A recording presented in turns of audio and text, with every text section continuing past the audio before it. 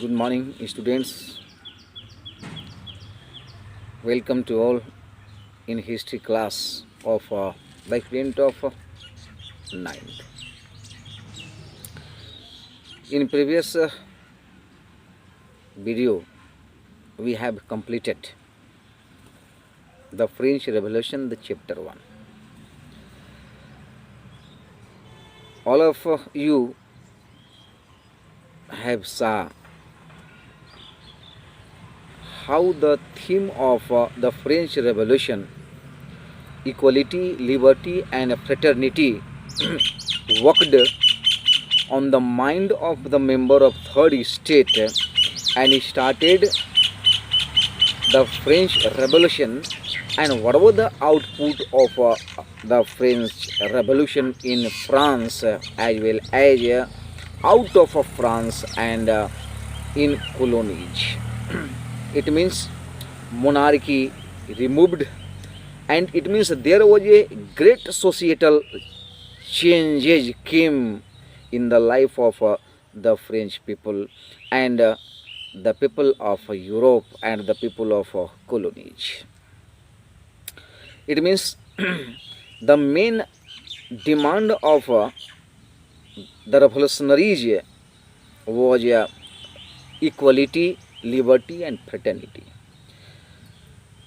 Now, in chapter 2, you have to read in this chapter socialism, Samajwad in Europe and the Russian Revolution in 1917.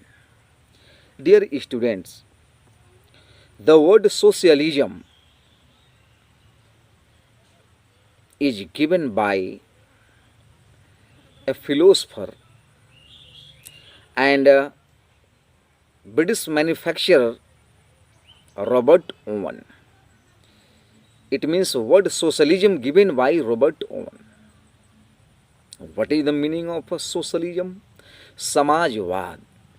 It means such type of society where the resources was distributed equally in the people of any society. It means there is no rich and there is no poor.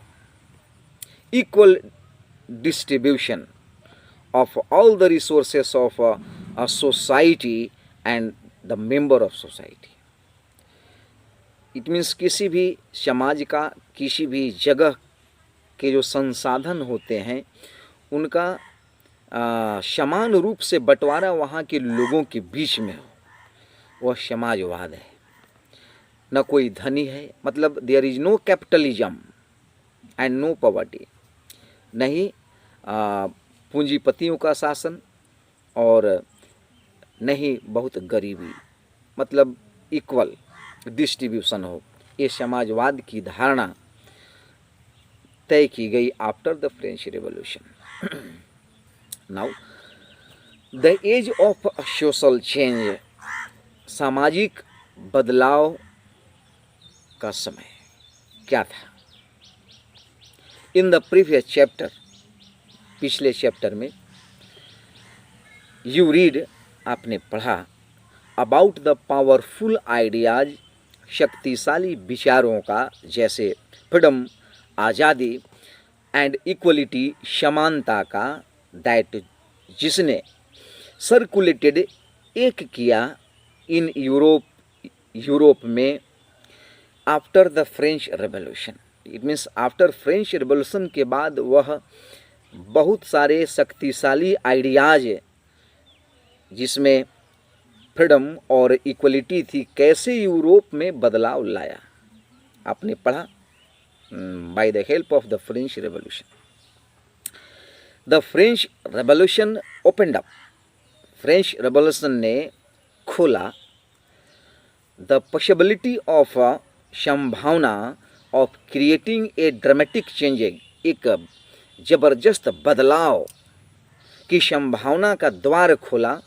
In the way, जिस रूप में, इन विच society was structured, जैसे पहले समाज बटा हुआ था, जैसे समाज बना हुआ था, फ्रेंच रिवॉल्यूशन के बाद उन समाज में बहुत सारे बदलाव आए। वह समाज पहले जैसा अब नहीं रहा, बहुत सारे बदलाव उसमें आई फ्रेंच रिवॉल्यूशन के बाद। एज यू हाइब्रिड, जैसे कि आपने पीछे पढ़ा, बिफोर 18th सेंचुरी के पहले सोसाइटी वॉज ब्रॉडली डिवाइडेड, समाज बड़ी व्यापक रूप में बटा हुआ करता था इनटू स्टेट्स में, like the first state, second state and third state, duchies, cantons, कई भागों में बटा हुआ था, कई रूपों में बटी हुई थी समाज। एंड आर्डर्स हायरार्की में बटे हुए थे।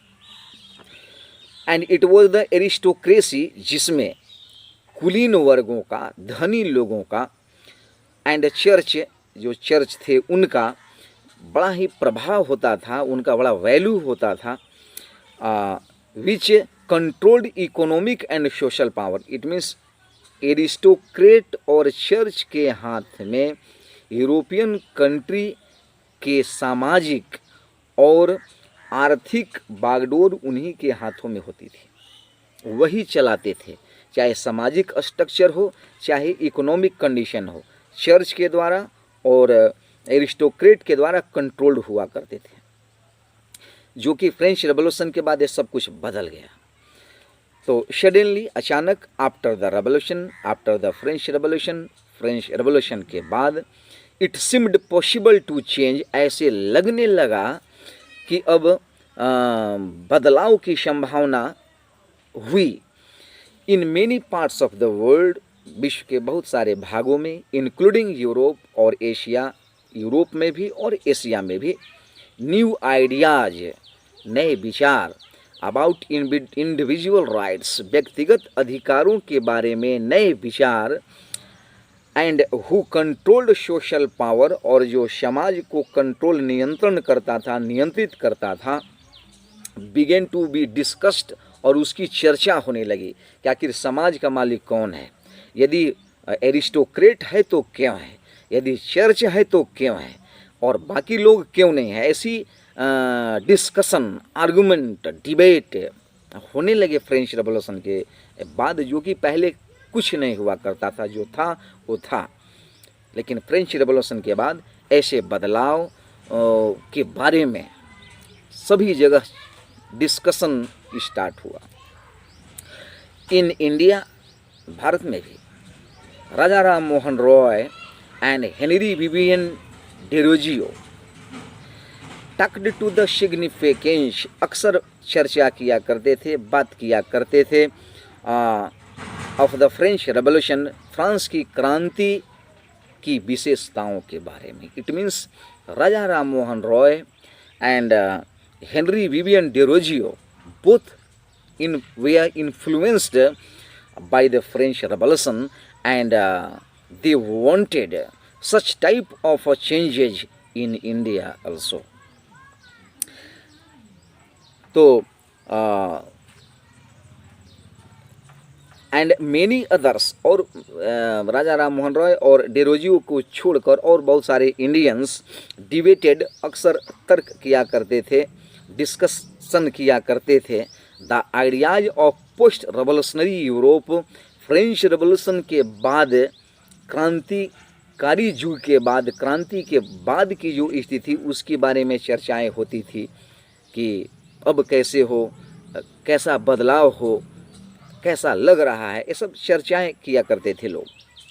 The development in the colonies, ऐसी विचार का जो विकास था इन कॉलोनीज में, जैसे India was the colony of Britain, तो भारत जैसे जगहों पर जो यूरोपियन कंट्री के कॉलोनी थे, इन जगहों पर भी ऐसे विचार का विकास होने लगा। इन टर्न रिसेप्ट दीज आइडियाज, उन विचारों का आकार दिया जाने लगा, ऑफ सोशिएटल चेंज, और सामाजिक बदलाव के बारे में भी चर्चाएं प्रारंभ हुई after the French revolution. Not everyone in Europe, किंतु यूरोप का प्रत्येक व्यक्ति, however wanted a complete transformation of society, समाज में पूर्णतः बदलाव हर एक नहीं चाहते थे। इट मीन्स आइडियाज वे आर डिफरेंट, पीपल वे are different, responses varied, their thinking, their mindset, their views, their thinkings, उनके जो विचार थे, उनके जो रिस्पॉन्स थे इन बदलाव के बारे में, वह अलग अलग वेरी करते थे, अलग अलग होते थे। From those who accepted that some change was necessary but wished for a gradual shift, कुछ चाहते थे, कुछ यह एक्सेप्ट करते थे कि नहीं समाज में बदलाव जरूरी है, समाज में बदलाव होनी चाहिए, बट वे चाहते थे कि जो बदलाव हो वह ग्रेजुअल शिफ्ट में धीरे धीरे धीरे धीरे हो, मतलब क्विक चेंज ना हो, ग्रेजुअल शिफ्ट में बदलाव हो। तो ऐसे आइडियाज वाले कुछ लोग अलग हुआ करते थे। And to those who wanted to restructure society radically, इसमें कुछ चाहते थे कि समाज तुरंत बदल दिया जाए, समाज में तुरंत बदलाव हो, ऐसा बदलाव है कि सब कुछ पीछे वाला ख़त्म हो जाए, रेडिकली चेंज, क्रांतिकारी बदलाव चाहते थे कुछ लोग। मतलब कुछ लोग ग्रेजुअल शिफ्ट में चेंज चाहते थे और कुछ लोग रेडिकली चेंज चाहते थे, तुरंत बदलाव चाहते थे। सम वेयर कंजर्वेटिव्स, कुछ लोग रूढ़िवादी थे, कंजर्वेटिव्स रूढ़िवादी थे। अदर वेयर लिबरल्स, और कुछ उदारवादी थे, और रेडिकल्स परिवर्तनवादी थे। मतलब जो ग्रेजुअल शिफ्ट चाहते थे वे कंजर्वेटिव होते थे, और जो क्विक चेंज चाहते थे वह लिबरल्स और रेडिकल्स होते थे। What did this term really mean in the context of the time? उस समय के कॉन्टेक्स्ट में आखिर कंजर्वेटिव कौन था, आखिर रेडिकल कौन थे, इसको समझना होगा कि आखिर उस समय कंजर्वेटिव कौन थे, कौन ऐसे लोग थे जो ग्रेजुअल शिफ्ट में समाज में चेंज चाहते थे, और कौन ऐसे लोग थे जो क्विक चेंज चाहते थे। What separated these strands of politics and what linked them together, कैसे इनकी सोच आपस में बटी हुई है राजनीति के मामले में, और कैसे एक दूसरे से ये जुड़े हुए हैं। We must remember that, यह हमें अवश्य याद रखना चाहिए, that कि these terms means conservatives और radicals do not mean the same thing in all context or at the all times। मतलब किसी भी इतिहास की किसी भी घटना को उसके दूसरे रूप में हम नहीं जोड़ सकते। मतलब उस समय की परिस्थिति क्या थी, बाद की परिस्थिति क्या होगी, ऐसे सोच कर यदि हम सोचें कि उस समय कंजर्वेटिव जो विचार लेकर थे आज भी उसी विचार से हैं, तो ये गलत होगा। इंडिया में जो पैट्रियोट हुआ करते थे, देशभक्त हुआ करते थे, उनका मिशन देश की आज़ादी करना था, आज का मिशन अलग है। तो ऐसे इनकी जो विचार थे वे जगह जगह पर, अलग अलग जगहों पर और अलग अलग समय में अलग होता है, एक नहीं होता कभी।